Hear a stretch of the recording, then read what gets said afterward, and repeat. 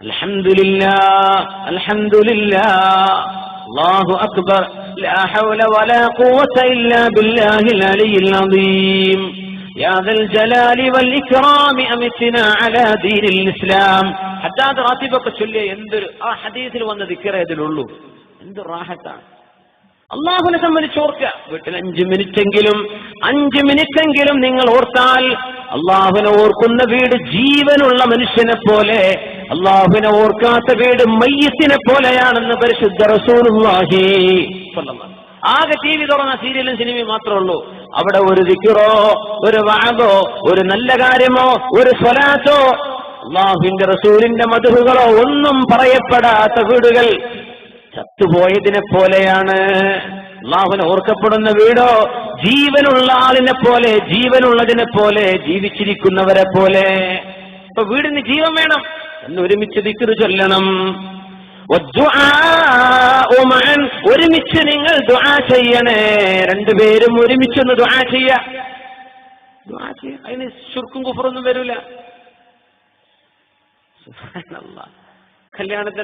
കല്യാണത്തിന് പുതിയാപ്പിള ഇറങ്ങാണ്. പള്ളിയിൽ ഉസ്താദ്മാര് വന്നു.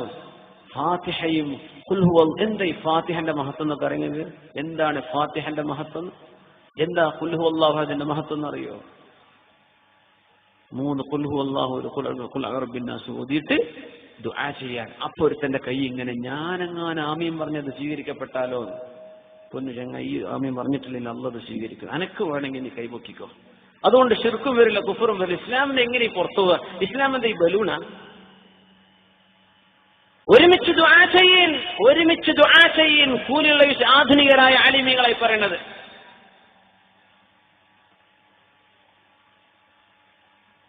സലഫ് സ്വാലിഹീങ്ങളായ ഇമാമിങ്ങളായി പഠിപ്പിക്കുന്നത്. അവലും ആഖിറും മുൻഗാമികളും പിൻഗാമികളും പറയുന്നത് ഒരുമിച്ച് ദുആ ചെയ്യൻ. നല്ല കാര്യമാണ്. അതിലൊന്നും വരാൻ പോണില്ല. നന്മയല്ലാതെ പിന്നെ എന്താ അതിലുള്ളത്? നല്ല വിഷയങ്ങളല്ലേ? ഭയങ്കര പേടിയാണ്. ഇപ്പൊ ഭയങ്കരമായ ഒരു ബ്രെയിൻ വാഷിംഗ് നടക്കുന്ന കാലാണിത്. ഇപ്പൊ റബീഉൽ അവ്വൽ വരിക, അത് നമുക്ക് ആഘോഷിക്കാൻ പറ്റുമോ? ഹറാമാണോ കുഫറാണോ? അതല്ലാതെ വേറെ ഇപ്പൊ അതിന്റെ അപ്പുറത്തേക്കില്ല. സുബ്ഹാനല്ലാഹ്. ഇത് അല്ലാഹുവിന്റെ റസൂൽ ചെയ്തോ? നബിയുടെ സ്വഹാബികൾ ചെയ്തോ? താബിഈങ്ങൾ ആരെങ്കിലും ചെയ്തോ? ചോദ്യം കഴിഞ്ഞു. ഞാൻ ചോദിക്കട്ടെ, അള്ളാഹിന്റെ റസൂലും സഹാബികളും മലയാളത്തിൽ ഖുതുബ ഓതിയിട്ടുണ്ടോ? ഇല്ലയോ? ഇല്ല. മലയാളത്തിൽ ഓതിക്കോളി എന്ന് പറഞ്ഞിട്ടുണ്ടോ? ഇല്ല.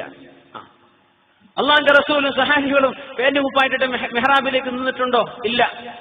തലമറക്കാതെ ഇമാമത്ത് നിന്നിട്ടുണ്ടോ? ഇല്ല.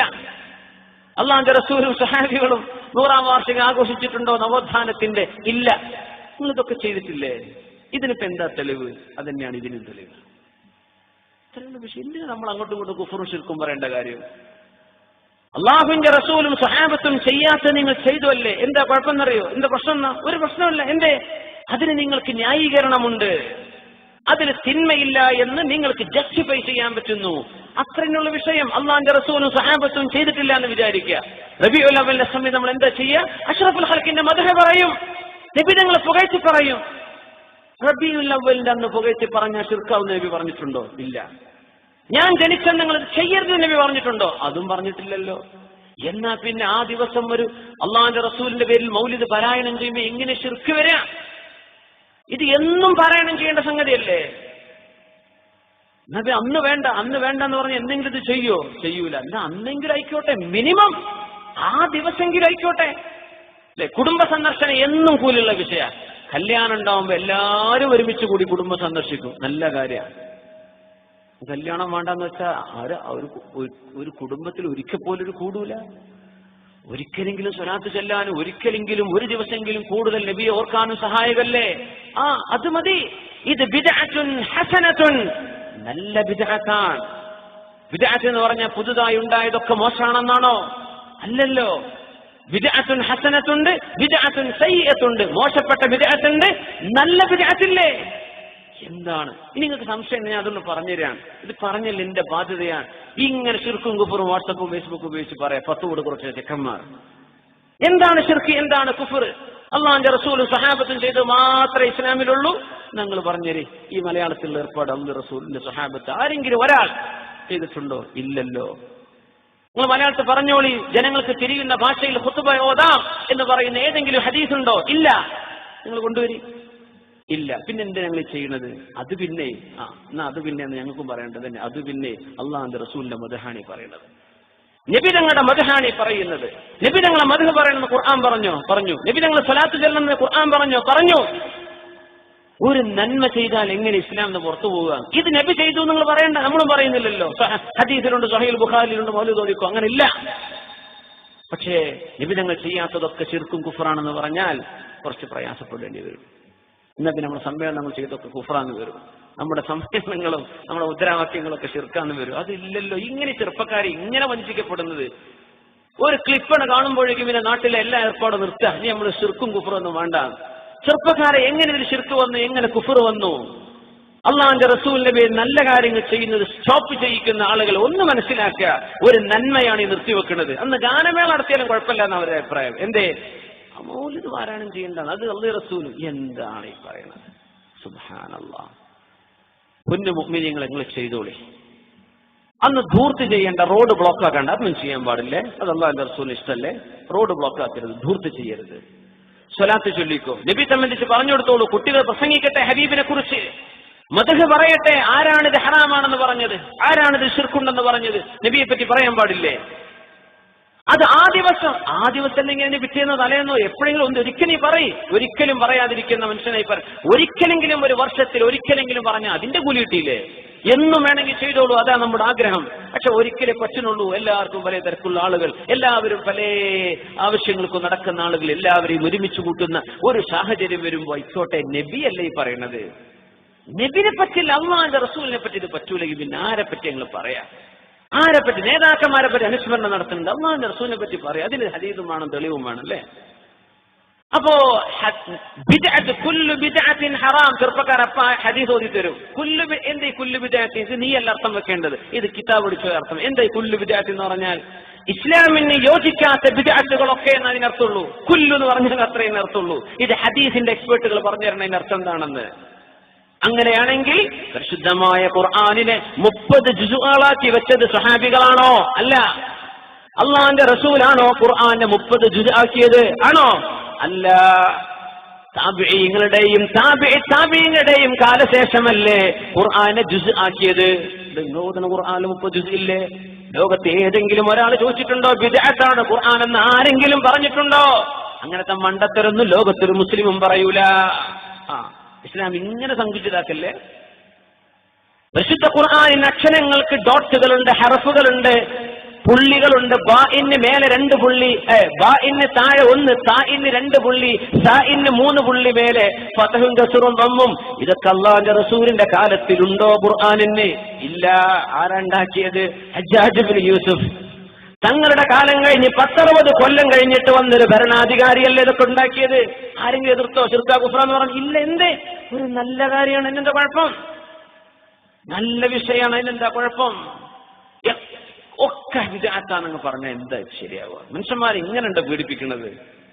ദയവ് ചെയ്ത് ഇങ്ങനെ പേടിപ്പിക്കാൻ നിൽക്കല്ലേ. വാട്സപ്പ് ഷെയ്ഖന്മാർ കുറെ ഇറങ്ങിയെങ്കിൽ ഇപ്പൊ ഫേസ്ബുക്ക് ഷെയ്ഖന്മാർ, നിങ്ങളൊന്നും ഫത്വ കൊടുക്കല്ലേ. അതൊക്കെ ആലിമീങ്ങൾ ചെയ്തോട്ടെ, ആലിമീങ്ങൾ ചെയ്തോട്ടെ. ഒരുമിച്ച് ദുആ ചെയ്യുമ്പോൾ, നിസ്കാരം കഴിഞ്ഞ് ദുആ ചെയ്യുമ്പോഴേക്കും ശിർക്ക് കുഫർ ബിദ്അത്ത്, ഈ മൂല്യം ശരിയാവില്ല. എന്താണ് ഈ പറയുന്നത്? നിസ്കാരം കഴിഞ്ഞിട്ട് ദ്വാരക്കണ്ടാന്ന് നബി പറഞ്ഞിട്ടുണ്ടെങ്കിൽ ചെയ്യാൻ പാടില്ല. അങ്ങനെ പറഞ്ഞിട്ടുണ്ടോ? ഇല്ലല്ലോ. വദുബറ കുല്ലി സ്വലാത്തിൻ, നിസ്കാരം കഴിഞ്ഞതിന് ശേഷം ദുആ ചെയ്ത ഉത്തരം കിട്ടുന്നല്ലേ പറഞ്ഞത്. അപ്പൊ എന്താ എല്ലാരും കൂടി ആമീൻ പറഞ്ഞ മുഅ്മിനീങ്ങൾ? റബ്ബന ആതിന ഫിദ്ദുനിയ ഹസന, പടച്ചവനെ ദുനിയാവിൽ നന്മ തരണേ റബ്ബേ, വഫിൽ ആഖിറതി ഹസനതൻ, നാളെ പരലോകത്തും നന്മ താ റബ്ബേ, വഖിന അദാബന്നാർ, ഞങ്ങളെ നരകത്തിൽ നിന്ന് കാക്കണേ പടച്ചവനെ. അതിന് ആമീൻ പറഞ്ഞ എങ്ങനെയാണല്ലോ നീ ഇസ്ലാം എന്ന് പുറത്തു പോകുന്നത്? ഇസ്ലാമിന്റെ ഉള്ളിക്കല്ലേ വരുന്നത്? ഇസ്ലാമിന്റെ ഉള്ളിക്ക് വരില്ലേ? ഇങ്ങനെ മനുഷ്യന്മാരോട് നബി ചെയ്തോ, സഹാബത്ത് ചെയ്തോ? നബിയും സഹാബത്തും ചെയ്യാത്ത നന്മകൾ ഇസ്ലാമിന്റെ പ്രമാണങ്ങളുമായി വൈരുദ്ധ്യമില്ലെങ്കിൽ ഒരു കുഴപ്പം അതിനില്ല. ധൈര്യമായിട്ട് അമല് ചെയ്തോളി. തർക്കിച്ച് കാലം കഴിച്ച് പിന്നെ മയ്യത്ത് കട്ടിൽ വെക്കുമ്പോഴാക്കര പടച്ചോ ഞാൻ തർക്കിച്ച് കറച്ചിട്ട് പറ്റൂലേ എന്ന് ആലോചിച്ച് നടന്ന കാലം കഴിഞ്ഞ് ഒന്ന് നബിയെ മദ്ഹ് പറയാൻ നേരം കിട്ടിയില്ല, ഒന്ന് ദ്വാരക്കാൻ പറ്റിയില്ല എന്നൊക്കെ ആലോചിച്ച് ജീവിതം കഴിക്കണ്ട. ഇപ്പൊ തന്നെ അമല് ചെയ്തു തുടങ്ങിക്കോളൂ. ഒരുമിച്ച് നിങ്ങൾ ദുആ ചെയ്യണേ. ഭാര്യയും ഭർത്താവും ഒരുമിച്ചിരുന്ന് ദുആ ചെയ്യണേ. ഒരുമിച്ചിരുന്ന് ദുആ ചെയ്യണം. ചെറിയ ദുആക്ക് മലയാളത്തിൽ ദ്വാരക്കാലോ, നിസ്കാരത്തിലല്ല ഇത് ദ്വാരക്കണത്. ഭാര്യയും ഭർത്താവ് ഇരുന്നിട്ട് ഞാൻ ദ്വാരക്കടി നീ ആമീൻ പറയാം, നീ ദ്വാരുന്നു ഞാൻ ആമീൻ പറയാം. എന്താണ് ദ്വാരുന്ന? പഠിച്ചോലെ എന്റെ കുട്ടികളെ നന്നാക്കി തരണേ റബ്ബേ, ഞങ്ങൾക്ക് പുറത്തു തരണേ പഠിച്ചോലെ, ഞങ്ങളുടെ അസുഖം ശിഫയാക്കി തരണേ റബ്ബേ. ഇതൊക്കെ നമുക്ക് പറയാൻ പറ്റൂലേ? ആ ദുആയിൽ ഒരു സ്വലാത്തും ചൊല്ലുക, അല്ലാഹുമ്മ സ്വല്ലി അലാ സയ്യിദിനാ മുഹമ്മദിൻ വഅലാ ആലി സയ്യിദിനാ മുഹമ്മദ്. എന്നിട്ട് പറയാം, എന്നിട്ട് ദുആ അവസാനിക്കുന്നതിന് മുമ്പ് ഒരു സ്വലാത്ത് പറയാം, അല്ലാഹുമ്മ സ്വല്ലി അലാ മുഹമ്മദിൻ വഅലാ ആലി സയ്യിദിനാ. ഈ രണ്ട് സ്വലാത്തിന്റെ ഇടയിൽ ചോദിച്ചാൽ ആ ദുആഇന് ഉത്തരമുണ്ടെന്ന് പരിശുദ്ധ റസൂലുള്ളാഹി സ്വല്ലല്ലാഹു അലൈഹി വസല്ലം. അത് നിങ്ങൾ എവിടെയും തോരുന്നോളൂ, വീടിന്റെ മുമ്പിൽ നിന്ന് തോരുന്നോളൂ, വായനശാലിന്റെ മുമ്പിൽ നിന്ന് തോരുന്നോളൂ, നിസ്കാരം കഴിഞ്ഞിട്ടും തോരുന്നോ, കല്യാണത്തിനും തോരുന്നോ, മരിച്ചോടത്തും തോരുന്നോ. അതിലൊന്നും ഒരു ശിർക്ക്. എന്താണ് ഈ ശിർക്ക് കുഫർ എന്നൊക്കെ പറഞ്ഞ് എനിക്ക് മനസ്സിലാവണില്ല. മനുഷ്യന്മാരെ ഇങ്ങനെ പേടിപ്പിക്കുന്ന ഒരു കാലം. ദുആ ചെയ്തോളി മുഅ്മിനീങ്ങളെ, ഗ്യാരണ്ടി ഞാൻ തരാണ്. അതിന് കുഴപ്പമുണ്ടെങ്കിൽ നിങ്ങൾക്കല്ല കുറ്റം, എനിക്കാ കുറ്റം. ഞാനും പഠിച്ചോനും തമ്മിലെ പിന്നെയുള്ള വിഷയം. നിങ്ങൾക്ക് ഇതിൽ കുഴപ്പമില്ല, നിങ്ങൾക്ക് കേൾക്കാനേ പറ്റുള്ളൂ. നിങ്ങൾക്കൊക്കെ കിതാബോധി പഠിക്കാൻ പറ്റൂ ജീവിതകാലം, നിങ്ങൾക്ക് പല ജോലിയും എല്ലാവരും കിതാബോധിയോ ലോകത്ത് വല്ലതും നടക്കുമോ? നിങ്ങൾ നിങ്ങളുടെ ജോലി എവിടെയാണോ നിങ്ങൾ ജോലി ചെയ്യുന്നത് ആ ജോലി നിങ്ങൾ ശരിക്ക് ജോലി ചെയ്യും. പഠിക്കുന്നവർ ശരിക്ക് പഠിക്കും, ജോലി ചെയ്യുന്ന ശരിക്ക് ജോലി ചെയ്യും. പണ്ഡിതന്മാർ അവരുടെ പണിയെടുക്കട്ടെ. ഇതാ വിഷയം, അത്രേ ഉള്ളൂ. അവർക്ക് പഠിച്ചോ, അവരും പഠിച്ചോനായിക്കോട്ടെ. തെറ്റിദ്ധാരണ വരരുത്. കുളവയിലൊന്നും അങ്ങനത്തെ അസുഖങ്ങളൊന്നും ഇല്ലാന്ന് ഞാൻ വിചാരിക്കുന്നത്. മൊത്തത്തിൽ ഫേസ്ബുക്കൊക്കെ ചെറുക്കന്മാരൊക്കെ സ്ഥിരം ഉപയോഗിക്കുന്നതല്ലേ. വന്നിട്ടുണ്ടാവും ചിലപ്പോൾ വരുന്ന റമദാനിലൊക്കെ ബോധശുക്രാണോ അങ്ങനെ വല്ല ഫേസ്ബുക്ക് ആഡൊക്കെ വന്നോ? കിട്ടിയവരൊന്ന് കൈവക്കിയാട്ടെ. വന്നിട്ടുണ്ടല്ലേ? ഇനി റമദാനാകുമ്പോൾ വരും അടുത്തത്. 20 മട്ടാക്കിരിക്കേണ്ടത്. ഇത് മരണം വരെ, ഖിയാമത്ത് നാൾ വരെ റമദാൻ ഉണ്ടെങ്കിൽ അന്ത്യ തലേന്ന് വിടും ഈ ക്ലിപ്പ്. റബീ ലെവൽ വരുമ്പോഴൊക്കെ വിടും. ഇനി ഈ ക്ലിപ്പിലൊന്നും പെടാൻ നിൽക്കല്ലേ.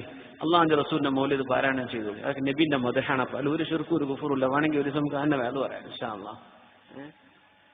ദുആ ചെയ്യിൻ, വദ്ദുആഉ മഅൻ, ഒരുമിച്ച് ദുആ ചെയ്യിൻ, ഒരുമിച്ച് ദുആ ചെയ്യിൻ. എന്റെ ഒരു അകന്ന കുടുംബത്തിൽ ഒരു ചെറുപ്പക്കാരൻ മരിച്ചു, ഗൾഫിൽ നിന്ന് മരിച്ചു. കഴിഞ്ഞ 2 ദിവസം മുമ്പ് മയ്യത്ത് കൊണ്ടുവന്നു. അപ്പൊ അവര് ദ്വാരുന്ന ശിർക്കായി പോകുന്നു പറഞ്ഞ കോപപ്പെട്ട ആൾക്കാരാ. എന്റെ ഒരു അകന്ന ബന്ധം, എന്റെ പെങ്ങളുടെ കല്യാണം കഴിച്ചതിന്റെ വകുപ്പിലുള്ള ഒരു ബന്ധത്തില് ഞാൻ സന്ദർശിക്കാൻ വേണ്ടി പോയി രാവിലെ. അപ്പൊ എന്താ വിഷയം എന്നറിയാം, മരിച്ചിട്ട് ആ വീട്ടിൽ ഖുർആൻ ഓതാൻ വിട്ടിട്ടില്ല. പെണ്ണുങ്ങളൊക്കെ വർത്താനായിരുന്നു, വെറും വർത്തമാനം, നാട്ടു വർത്തമാനം പറയാം. ഖുർആൻ ആരും ഓതണ്ടേ, അത് ശിർക്കാണ്, നമുക്ക് വർത്താനം പറയാം. വർത്താനം പറഞ്ഞു. മയ്യത്തിനെ മറവ് ചെയ്യാണ്, തൽഖീന് ചൊല്ലി, തർജിഅ ചൊല്ലി ഖബറിലേക്ക് വെക്കേണ്ട ഒരു ദുആ അവിടെ ചെയ്തില്ല, മൂടിയിട്ട് പോന്നു. ആർക്കാണ് ഈ നഷ്ടം? ആർക്കാണ് ഈ നഷ്ടം? മരിച്ചു മയ്യത്തായി ഖബറിലേക്ക് പോകുന്ന മനുഷ്യനെ കാണുമ്പോൾ മുഅ്മിനീങ്ങളുടെ മനസ്സിൽ വിങ്ങിപ്പൊട്ടും. ആ പൊട്ടലിൽ പടച്ചവനെ ഇയാൾക്ക് പുറത്തു കൊടുക്കണേ റബ്ബേ എന്ന് പറഞ്ഞാൽ ആ ഖബറിന്റെ അടുത്ത് വന്ന് ദുആ ചെയ്താൽ ആമീനിൽ അർത്ഥമില്ലേ?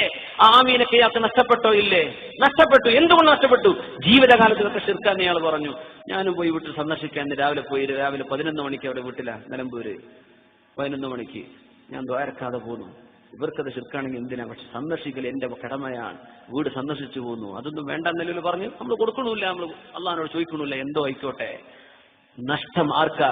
ഇതൊക്കെ കൊണ്ടിറക്കുന്ന ആൾക്കാർക്ക്. മനസ്സിലാക്കിക്കോളി. ഖബറിലേക്ക് ചെല്ലുമ്പോ എനിക്ക് വേണ്ടി ആരെങ്കിലും ഒന്ന് ദുആ ചെയ്താൽ, ഒരു വെള്ളപ്പൊക്കത്തിൽ മുങ്ങുന്ന മനുഷ്യന് വൈക്കോല് കിട്ടിയാൽ പിടിച്ചു കയറാൻ തോന്നുന്ന പോലെ ആർക്കെങ്കിലും എനിക്ക് വേണ്ടി ഒന്ന് ഖുർആൻ ഓതുമോ, ആരെങ്കിലും എനിക്ക് വേണ്ടി ഒന്ന് സ്വതക്ക ചെയ്യുമോ, എനിക്ക് വേണ്ടി പാപ്പാക്ക് പുറത്തു കൊടുക്കല്ലോ എന്ന് പറഞ്ഞൊരു യാസീൻ ഓതുന്ന മക്കളുണ്ടോ? ഇതൊക്കെ മരിച്ചു കിടക്കണ മനുഷ്യന് ചിന്ത വരും. പക്ഷേ ജീവിച്ചിരിക്കുന്ന കാലത്ത് ഇതൊക്കെ പറ്റൂല എന്ന് പറഞ്ഞ മനുഷ്യനാണെങ്കിൽ കിട്ടൂല മുഅ്മിനെ, പിന്നെ കിട്ടൂല. എന്ത് വേണം നിങ്ങൾ തീരുമാനിച്ചോളൂ. നിങ്ങൾ തീരുമാനിച്ചേക്കും മരിക്കേണ്ട മുമ്പ് ഞാൻ എവിടെ നിൽക്കേണ്ടത്.